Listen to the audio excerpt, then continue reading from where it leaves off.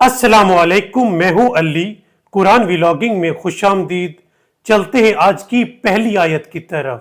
سورہ النساء آیت 87۔ بنام خدائے رحمان الرحیم۔ اللہ وہ ہے جس کے سوا کوئی معبود نہیں، وہ تم سب کو بروز قیامت جس کے آنے میں کوئی شبہ نہیں ضرور جمع کرے گا، اور اللہ سے بڑھ کر سچی بات کرنے والا کون ہو سکتا ہے؟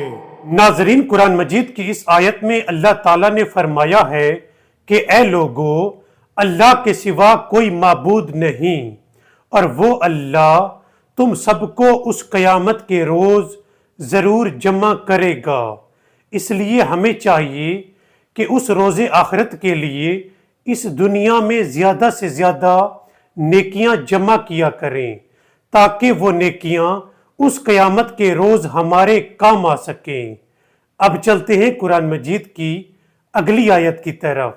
اور کسی مومن کو یہ حق نہیں کہ وہ کسی دوسرے مومن کو قتل کر دے مگر غلطی سے، اور جو شخص کسی مومن کو غلطی سے قتل کر دے وہ ایک مومن غلام آزاد کرے، اور مقتول کے ورثاء کو خون بہا ادا کرے، مگر یہ کہ وہ معاف کر دیں۔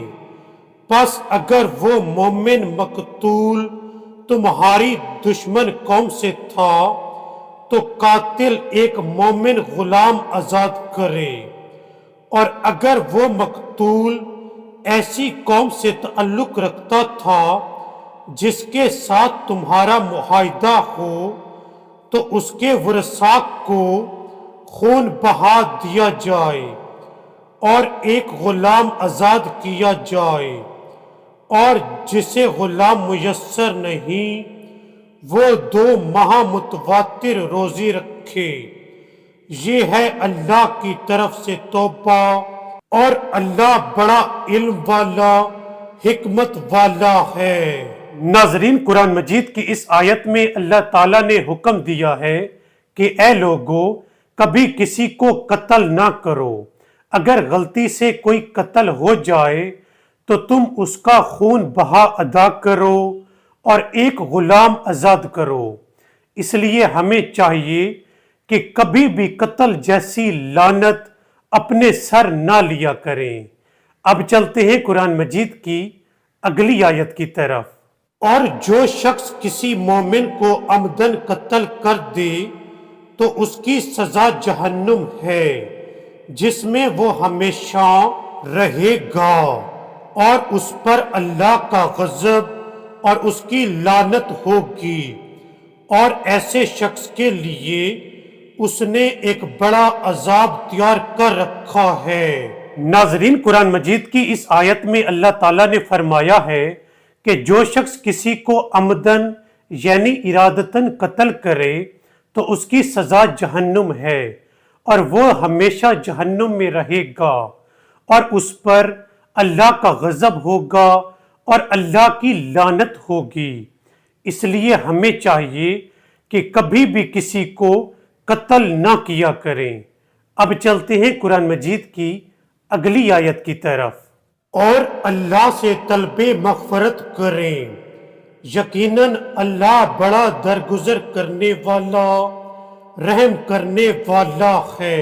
ناظرین، قرآن مجید کی اس آیت میں اللہ تعالیٰ نے فرمایا ہے کہ اے لوگو، تم اللہ سے طلب مغفرت کرو، بے شک اللہ درگزر کرنے والا اور معاف کرنے والا ہے۔ اس لیے ہمیں چاہیے کہ اللہ تعالیٰ سے طلب مغفرت کیا کریں اور اللہ تعالیٰ سے استغفار کیا کریں۔ اب چلتے ہیں قرآن مجید کی اگلی آیت کی طرف۔ اور جو برائی کا ارتکاب کرے یا اپنے نفس پر ظلم کرے پھر اللہ سے مغفرت طلب کرے تو وہ اللہ کو درگزر کرنے والا رحم کرنے والا پائے گا۔ ناظرین، قرآن مجید کی اس آیت میں اللہ تعالیٰ نے فرمایا ہے کہ اگر کسی شخص سے گناہ سرزد ہو جائے اور وہ اللہ سے مغفرت طلب کرے تو وہ اللہ کو درگزر کرنے والا اور معاف کرنے والا پائے گا۔